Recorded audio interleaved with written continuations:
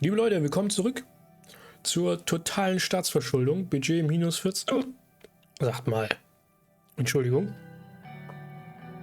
Was ist denn jetzt los?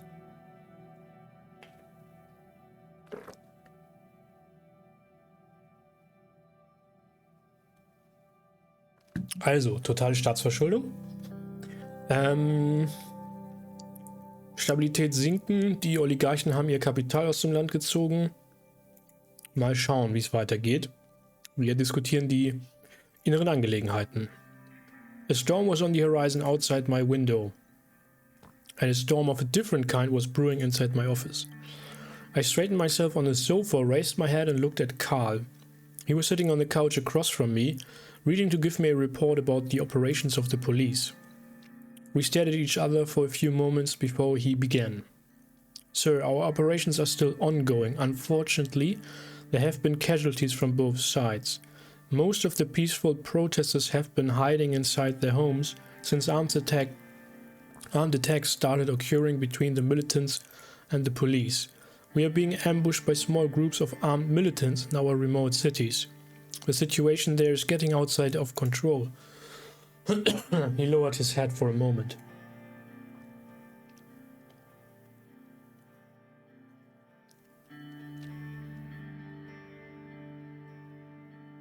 You must bring the situation under control immediately. Yes, sir. Noch irgendwas? That's all for now, sir. I get going. Was ist denn jetzt los, ey? Erst Schluck auf, dann Husten. He stood up, bowed and left the room. Zu viel. Zu viel gesprochen heute schon. Wie lange geht der Stream überhaupt? 3 Stunden? 3,5. Rumberg plane warned inside the airspace. A Rumbergian warplane violated our airspace by entering the territory of Sordland for 2 minutes and left after issuing a radio message. Und was für eine Message war das? Haben wir sonst hier oben eigentlich Nachrichten von dem Konflikt? Nein. Was schreibt die Zeitung? Geopolitico. Reichsland blockiert Helgoland. It seems Chancellor Hegel decided to send troops into Helgoland and seize control of the island.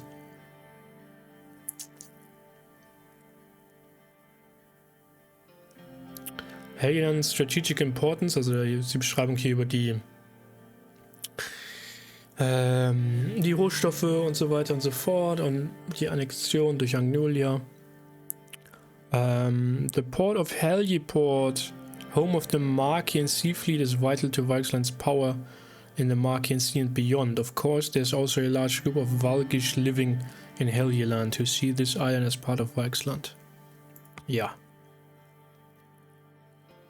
Rich and Standard rates Sordland D. The Rich and Standard, one of the most prestigious credit rating agencies of the world, has officially decided to downgrade the rating of Sordland from B to D. Also das ist doch überhaupt das Absurdeste, was es irgendwie auf der Welt gibt, diese Kreditwürdigkeitsagentur, diese Ratingagenturen. Totaler Humbug.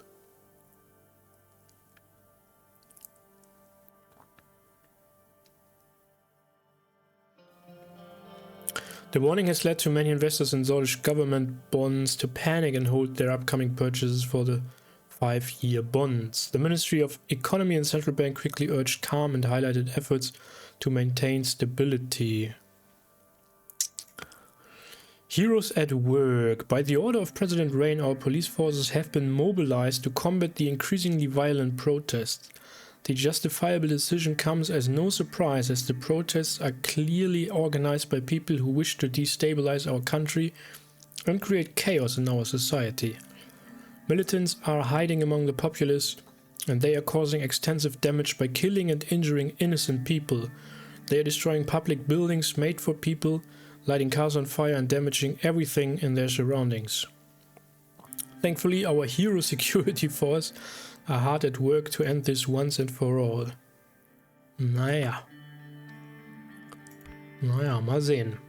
So, es gibt einige Dinge, die wir hier machen können. Also, Alkoholsteuer. The National Assembly proposes the Alcohol Tax Act to socially deter the excessive amount of alcohol consumption that has arisen in the general populace and to increase tax revenues. Section 1 will impose a 20% tax on the sale of all alcohol products sold in the country. Section 2 makes local alcohol production that is destined for export except from taxation. Section 3 establishes a 25% import tax. Jawohl. Wird wahrscheinlich auch ordentlich Widerstand hervorrufen.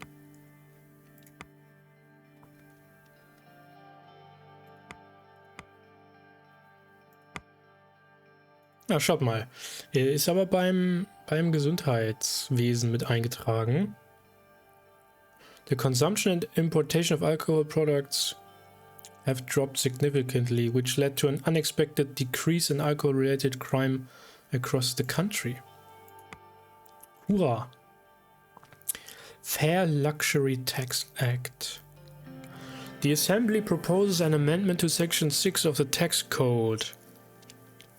The Fair Luxury Tax Act seeks to improve the fairness of the taxation system and increase tax revenues. Section 1 sets a 15% tax rate, which will be imposed on items of the luxury goods class determined by the Ministry of Economy. This encompasses jewelry, furs, sports, cars, yachts, private planes.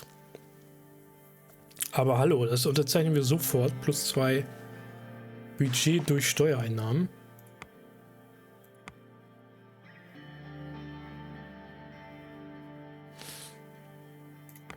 Sehr, sehr, sehr gut. Hätte man schon mal früher machen können.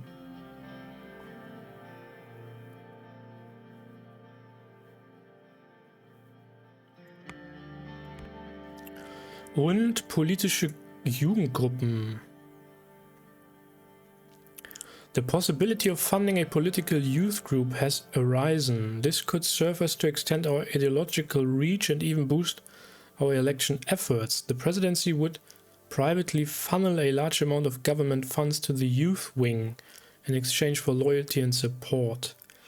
Aber das können wir uns jetzt gerade nicht leisten und das ist eigentlich auch nicht das Ziel. Wir wollen ja keine Staatspartei-Jugend, sondern wir wollen das politische System liberalisieren. Also werden wir, auch wenn es ein bisschen schade ist um den Support natürlich, werden wir das nicht unterstützen.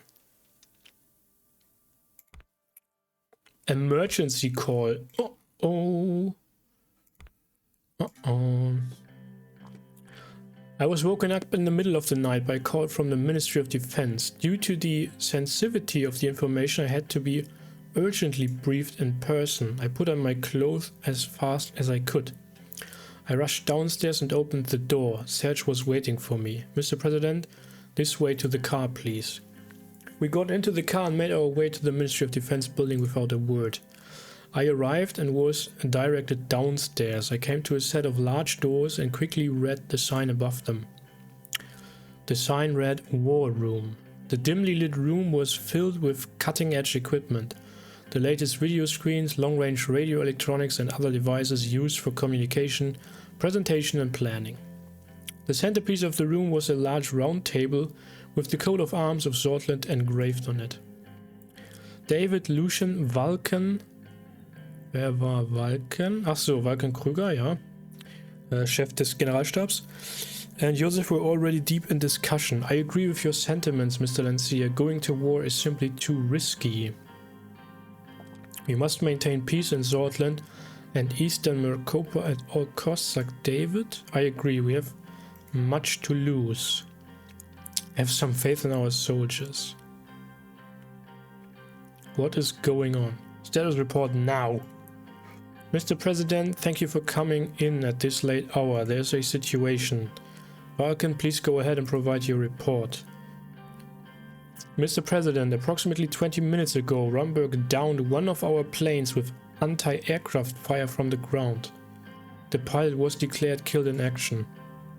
The last recorded position of the plane was inside Sordish airspace. General Kruger, I mean no offense, but are we absolutely sure that is the case? Are we sure this happened within our borders? No offense taken. Here are the locations on the map and a report from the airbase. He pointed to several markers on the map. To answer your question, yes, we are absolutely sure. You can see here on the map that the plane was down approximately 10 kilometers inside our borders. We have calculated the trajectory of the gunfire and they started firing and our plane was within our border. The plane was down near Halgen.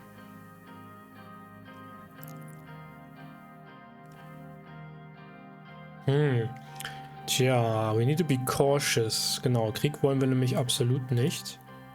Completely agree. It looks like they are trying to lure us into their trap. This is an attack against Sordland and under different circumstances, the response to that is clear, but the current status of our military is also clear. We are not adequately equipped for such a foe. I agree with Mr. President. Tja, der ultrakonservative Militär sieht das natürlich anders. We can't look weak.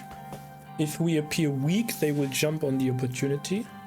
We must order military retaliation immediately. Did you start losing your common sense, General Vulcan? You know the state our army is in right now. A retaliation is too risky. When was our job not risky? Mr. Lancier. Ja, er nennt ihn jetzt nicht Major oder was auch immer er ist. Mr. President, our army is ready to do whatever it takes to protect Sordland. Naja. Gentlemen, before it comes to that point, we can prevent further bloodshed by using diplomacy. The room fell silent before Joseph finally spoke up. Mr. President, what are your orders? Prepare to invade Rumburg. Nee. Auge um Auge. Nein, wir werden das haben wir von Anfang an eigentlich schon als Plan uns gesetzt. Wir werden diplomatisch versuchen, die Situation zu deeskalieren. Lucian tensed up, shoulders relaxed. Thank you, sir. I will immediately begin working on it. With Mr. Wishy's capabilities, I'm sure that we will de-escalate the situation successfully. We will keep you updated on our progress. This is our best bet. If you ask me, this is just plain old weakness and we are showing them right now. I'm frankly disappointed, Mr. President. Ja, lass uns einfach in irgendeinen Krieg starten, den wir nicht gewinnen können. If we can't even retaliate at such an attack, what will become of this country in the future? Peace must be maintained at all costs. I'm saying this as a man who has seen too many years of war. We are not the ones that are attacking the peace. Regardless, it looks like your decision has been made, Mr. President. I know when I'm not needed. I will take my leave. Before he left the room, he saluted. Well, now that we know the way forward, I have an idea, Mr. President. I think we should hold a military parade to display our strength. David stimmt dem sogar zu. I'm with Mr. Lancier on this point. This should work well as a deterrent and it will come in handy as a tool to de-escalate the situation. Wie kann denn eine militärische Parade deeskalierend wirken? Alle finden das gut.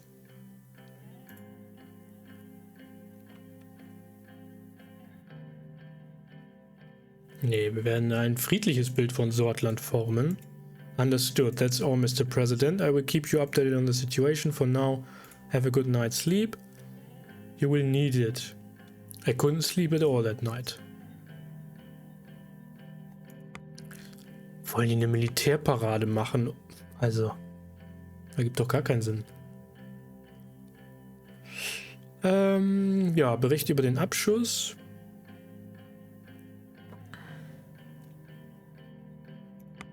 Mit schweren Einfluss auf die Beziehung haben, selbstverständlich. Urgent Meeting on Potential Alliances.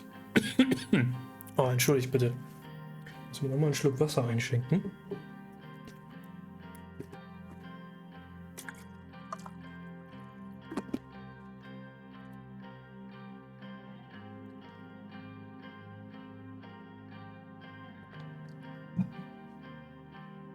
Urgent meeting on potential alliances.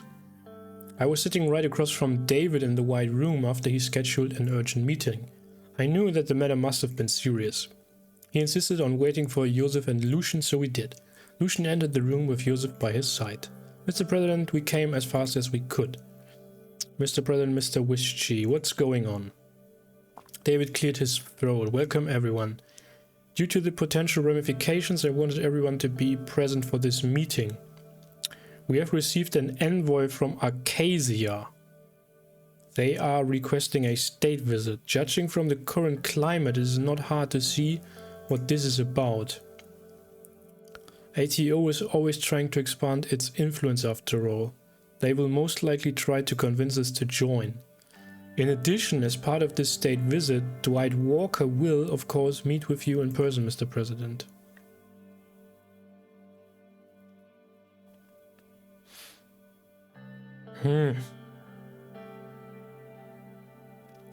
Also ich will mich nicht mit denen verbünden, das ist eigentlich relativ klar. Aber trotzdem, we need to be wary. Normally, I would be very much against the influence of any superpower, but as much as I hate to admit, we need allies to bolster our defense. That's why I'm not against the idea of him coming here to extend his helping hand. On one condition. Sordish military command must belong to Sordland at all costs, otherwise our sovereignty will be in grave danger.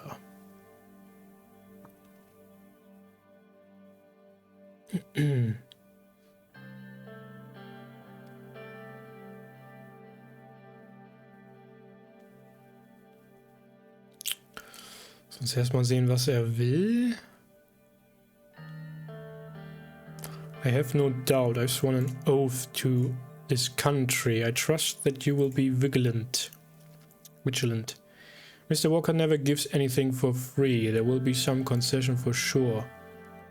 Mr. Wischi, you are our most experienced foreign policy expert. What's your take on this? What do you think is the right action? Rumburg is bound to increase diplomatic pressure in the upcoming AN meeting, Alliance of Nations. Back channels are reporting rumors about Queen Beatrice Livingston meeting with military leaders in Thornburg. I'm afraid it might not be possible to stand against Rumburg without strong allies. Soon we will have to take a side in this global rivalry to avert a potential conflict with Rumburg. And I recently found out of a planned meeting between the Queen and Chairman Maleniev of United Contana. What? The ATO and President Walker might be the necessary evil to stop worse things from happening. I say we should consider this offer very seriously. Können wir denn nicht auch mal Maleniev einladen? Ich würde gern zumindest mal mit ihm sprechen.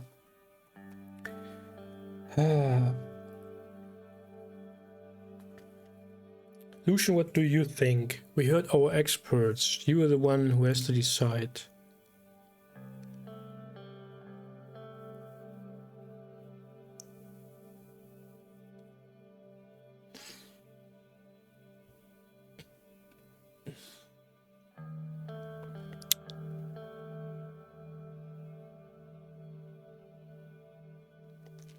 Accept the offer bezieht sich doch aber jetzt nur auf den Staatsbesuch, ne?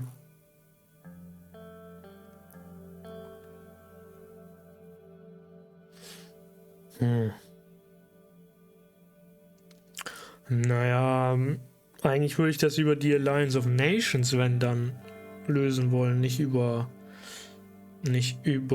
Arcasia. Die Kleinen.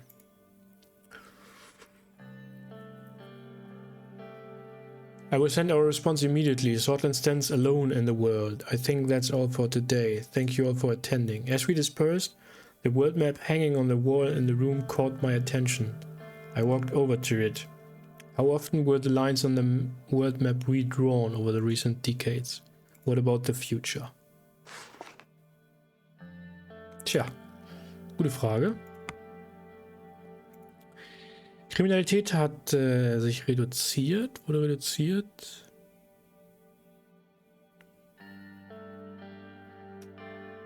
Ja, das ist doch schon mal gut.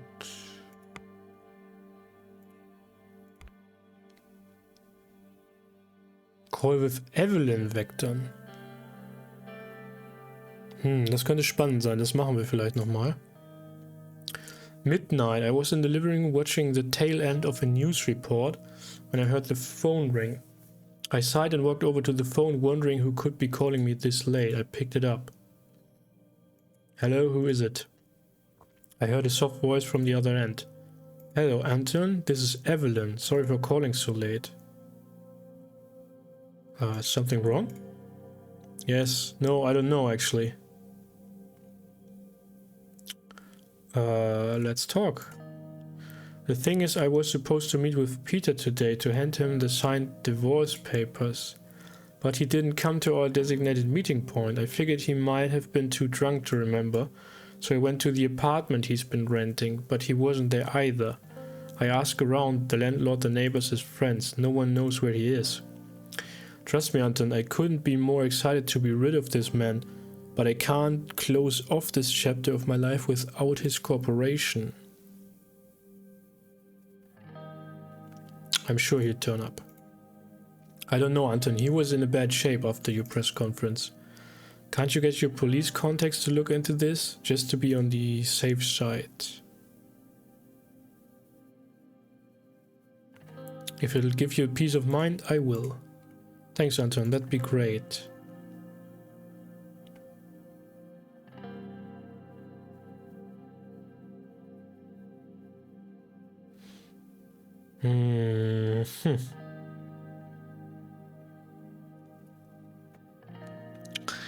Ich wusste davon. I never had any idea stimmt ja nicht. Also, dass da was im Gange war, wir wussten natürlich nicht, wie weit er es getrieben hat. Das haben wir auch bei der Party ja nicht mitbekommen, nur dass die da irgendwie rumgemacht haben.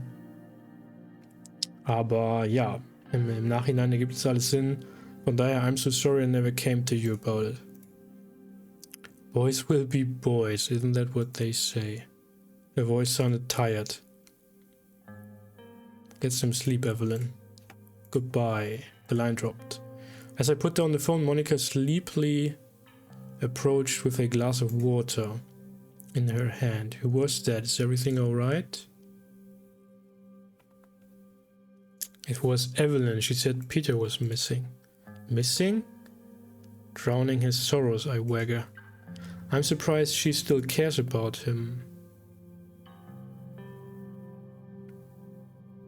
She was a good influence on him. For a while. She made her way upstairs.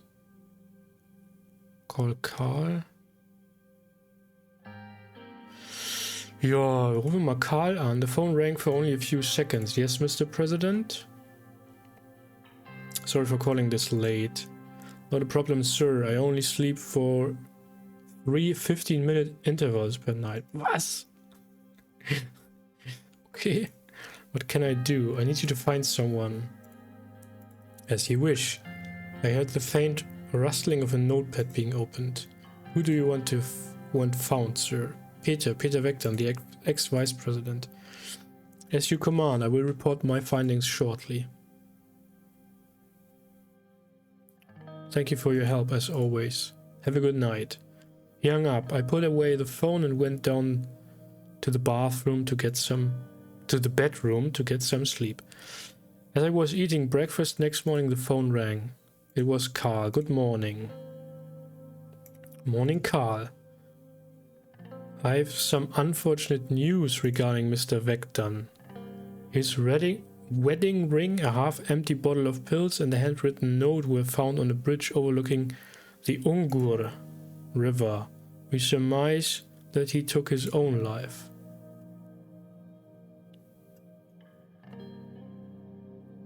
I was afraid of that, yeah. Sorry for your loss, sir. Would you like to break the news to Mrs. Vector, or should I? I will tell her. Thanks again for your help. Karl hung up. With a heavy heart, I started thinking about what I would say to Evelyn. Jetzt wissen wir ja noch gar nicht, was in dem Brief stand. Ah, schade. Former Vice President suicide confirmed. A private funeral is being held in Holsort.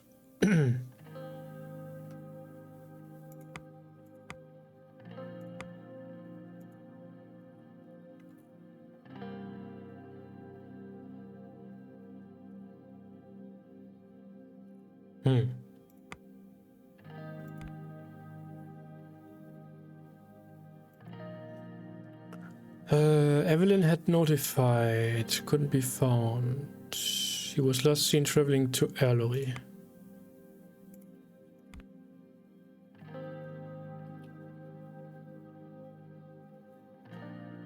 We can honor him with a state funeral. The ex-vice president has unfortunately passed away. Preparations are being made and his body is being readied for the final journey. The state can choose to honor his services to the nation. Nein, ich glaube, das ist nicht notwendig. Regular funeral machen wir mal. Und da werden wir auch gleich dann dran teilnehmen. Our convoy pulled up to the gates of the public cemetery in Erlery, Peter's hometown. Monica and Deanna were beside me in the car. The news of Peter's death had hit Frank especially hard. Rather than attend the funeral, he had taken a few days off from school to have time to himself. Monica looked numb and empty. Deanna appeared to be deep in thought. But how did Uncle Peter die? Why won't anyone tell me? Monica looked like she was about to cry. It doesn't matter, sweetheart.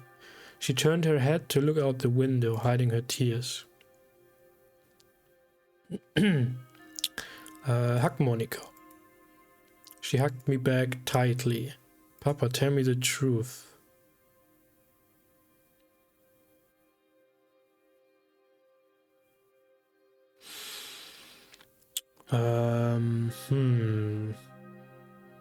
Tja, Kinder sind meistens sehr viel stärker, als man denkt. He killed himself. But why? Anton, she's still too young. It's better to remember Uncle Peter by the way he lived, not by the way he died.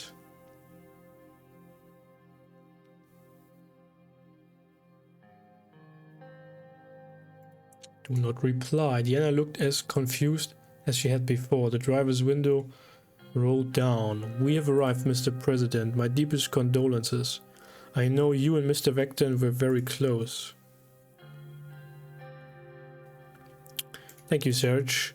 Serge went outside and opened our door. As soon as we stepped out, camera flashes went off. Evelyn Vector was waiting for us. Upon seeing her, Monica ran up to her and they hugged. Evelyn, I'm so sorry. How are you holding up? So. It's hard to play the bereaved widow, knowing the kind of man he really was. But still, we were married almost 20 years, Monica. And the way he died, it's just too sudden. They hugged once again. Evelyn wiped her tears and patted Deanna on the head before turning to me.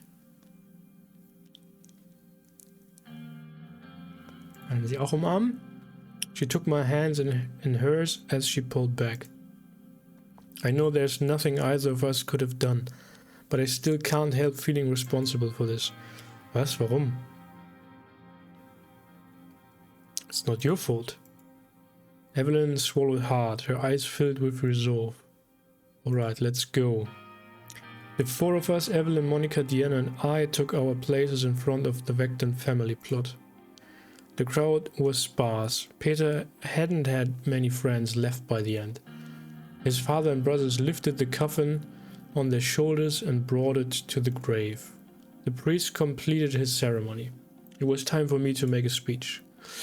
Immer diese Reden.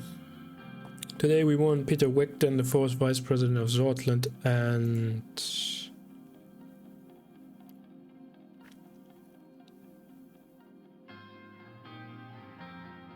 my brother. Ein sehr erfolgreicher Staatsmann, mit dem ich lange Zeit sehr eng zusammengearbeitet habe.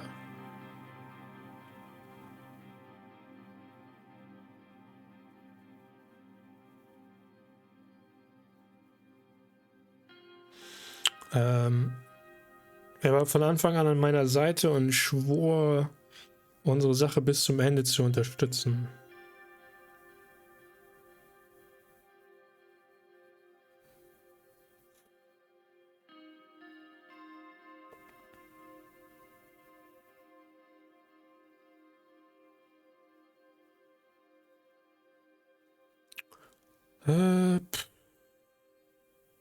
Despite his unconscionable actions toward the very end, I choose to... Na, kann man von mir auch nicht so richtig antun, oder? Weiß ich nicht. You must all remember him not as his worst, but for the good deeds he has done. Ja, naja.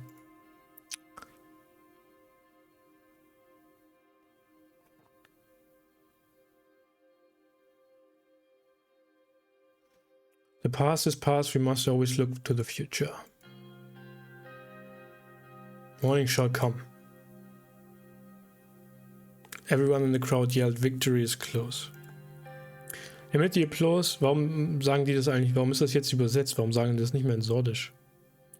I went back to join Monica and Diana. As I walked past Evelyn, she mouthed the words, thank you. The priest's voice cut through the silence. Everyone joined in the prayer. He was chanting. Looking at the coffin, I shuddered. The coffin started to be lowered into the grave. I had known Peter for almost 30 years. The time we spent together flashed back before my eyes. The good memories and bad ones, all of it. It didn't matter anymore. He was gone. I felt a tug on my left arm. Are you crying? Surprised, I checked my face. My eyes were wet. Yes. She hugged my leg. Come on, Diana, let's go. The coffin was fully lowered and the tombstone placed. The crowd began dispersing. Flasche Whisky, nein. I left as well. The sun finally set after painting the sky blood red.